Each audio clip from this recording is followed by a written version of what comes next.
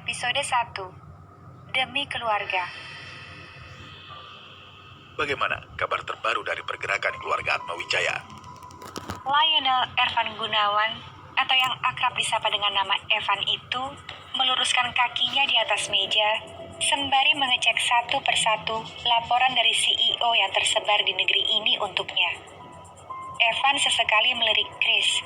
Kaki tangannya yang kini memegangi tablet berisi rangkuman laporan penyelidikannya. Mereka hendak mengajukan pernikahan untuk Anda, Tuan. Evan mendengus. Apa orang-orang Atmawijaya tidak punya otak sampai mau mengajukan pernikahan padanya? Apa Evan terlihat seperti pria tua mesum yang kurang belayan karena belum menikah sampai sekarang? Rumor yang beredar luas tentang dirinya memang jelek sekali. Tambun, jelek, tua, mesum, dan playboy. Semuanya dirangkap menjadi satu. Padahal, Evan tidak pernah merasa melakukan atau memiliki fisik seperti rumor yang tersebar. Siapa yang akan mereka ajukan menjadi pengantinku? Chris melihat data, kemudian menunjukkan sebuah foto di layar tabletnya. Wanita itu cantik, cara berpenampilannya modis, usianya sudah dewasa, dan akan sangat pas kalau bersanding dengan Evan kemana-mana. Dia anak sulung keluarga Atmawijaya. Namanya Kenanga Atmawijaya. Sekarang dia pengangguran. Hobinya ke klub malam dan berkencan dengan laki-laki yang berstatus sebagai teman-temannya. Aku akan menolaknya mentah-mentah. Chris mengangguk setuju. Mereka bisa saja mengirimkan orang yang berbahaya untuk Anda, Tuan. Anda harus berhati-hati terhadap serangan dadakan Tuan Kaisar Atmawijaya. Evan mengangguk mengerti. Kirimkan semua data keluarga besar mereka. Aku ingin tahu siapa saja kandidat yang bisa kupilih untuk diperistri. Chris tidak mengerti dengan tuannya ini. Evan dengan terang-terangan menghancurkan keluarga Atmawijaya yang berani menyeleweng dari tugasnya. Namun, dia juga dengan mudahnya menerima tawaran pernikahan dari mereka. Apa yang Evan rencanakan untuk keluarga Atmawijaya? Chris, sampaikan pesanku pada mereka. Aku hanya akan muncul di hari pernikahan. Siapapun yang dipilih untuk calon istriku, aku akan menerimanya. Selama calon itu tidak memiliki niat busuk, aku akan membahagiakannya. Baik, Tuan. Dan satu lagi, Chris. Pasang ranjau untuk memerangkap mereka.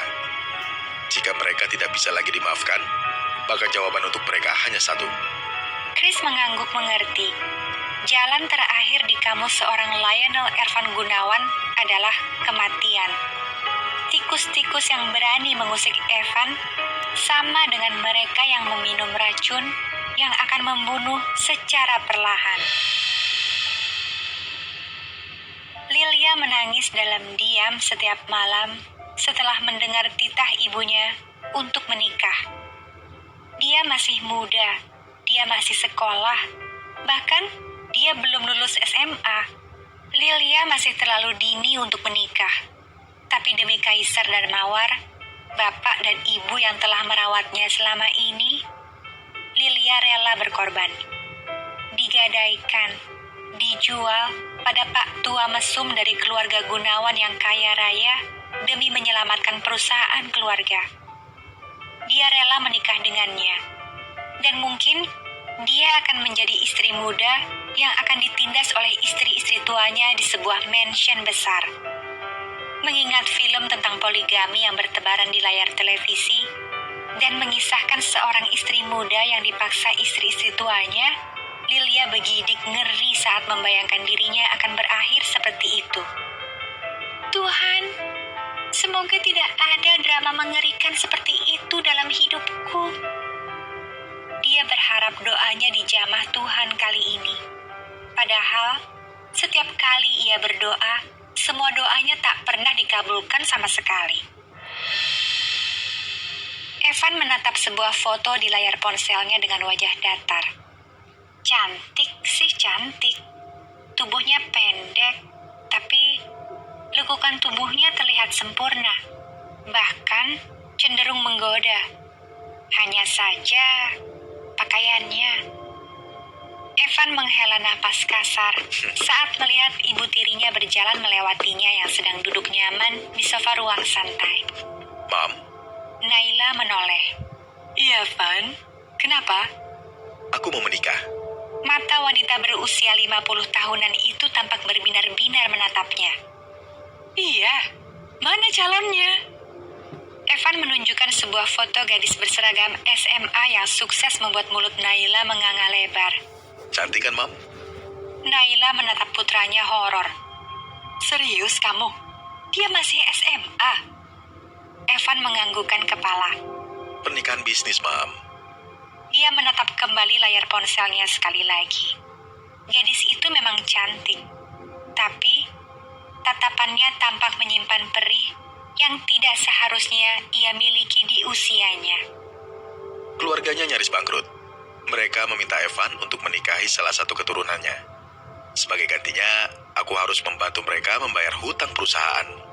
Naila menatap Evan tajam. Jadi, tidak ada cinta di antara kamu dengan gadis itu? Evan menggeleng. Dia bahkan belum pernah bertemu denganku secara langsung. Jangan bercanda kamu. Pernikahan adalah hal yang sakral. Jangan pernah mempermainkan sebuah ikatan pernikahan. Kamu mengerti bukan? Pernikahan bukan untuk main-main saja. Mommy tidak akan setuju. Dadimu juga tidak akan menyetujui ide pernikahan seperti itu. Evan memejamkan matanya. Aku tidak punya niat untuk main-main dengan pernikahan ini. Evan kembali menatap Naila dalam-dalam. Mami tahu, umurku sudah tua. Aku perlu seorang pasangan yang bisa menemaniku hingga menua. Tapi sayangnya, aku terlalu malas mengurus soal asmara, apalagi cinta. Mami ingin melihatku menikah, bukan? Lalu mengapa Mami tidak setuju jika aku menikahinya? Apa karena dia masih kecil? Bukan perkara usianya yang masih kecil atau tidak. Tapi, apa niatmu menikah dengannya? Jangan sampai kamu mempermainkan pernikahan dan mengulangi tragedi perceraian yang pernah terjadi dengan daddy kamu dulu. Aku mengerti, Mami. Naila memeluk kepala putra sambungnya. Dulu, dia anak yang manis. Tapi perlahan dia berubah. Semenjak dewasa, Evan membiarkan putranya memilih jalan hidupnya sendiri.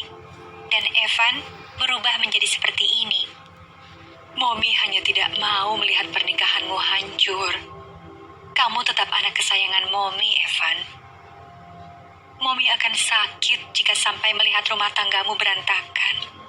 Evan memeluk balik Naila. Mami tenang saja. Aku tidak akan bermain-main selama dia tidak mempermainkan pernikahan ini. Naila tersenyum tipis. Jadi, kapan Mommy sama Daddy bisa melamarnya buat kamu? Evan mengurai pelukan mereka. Tidak perlu. Mam sama Dad hanya akan melihat calon istriku tepat di saat upacara pernikahan nanti. Aku ingin membuat seseorang di sana menyesal karena berani menolak sebelum dia bertemu langsung denganku. Naila hanya mengernyitkan dahi dan menatap putranya tidak mengerti. Apa maksud kalimat putranya tadi? Kata-kata Evan memang dipenuhi banyak makna. Tapi Naila percaya kalau dia akan tetap berlaku baik seperti yang terjadi selama ini. Apapun pilihan kamu, Mommy akan mendukungmu. Asal kamu tidak melakukan sesuatu yang melanggar norma, agama, dan juga aturan.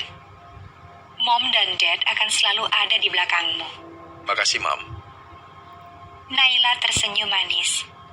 Jangan lupa, beritahu mama kamu juga tentang kabar ini ya. Evan tersenyum tipis. Itu urusan mudah.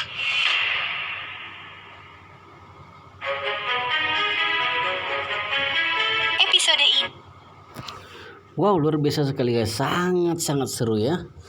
Di episode ini sampai di sini dulu dan kita lanjutkan di episode berikutnya. Link videonya ada di deskripsi ya guys. Silahkan lihat di deskripsi, klik aja linknya untuk video kelanjutannya. Oke, jangan lupa subscribe, like, dan share. Oke.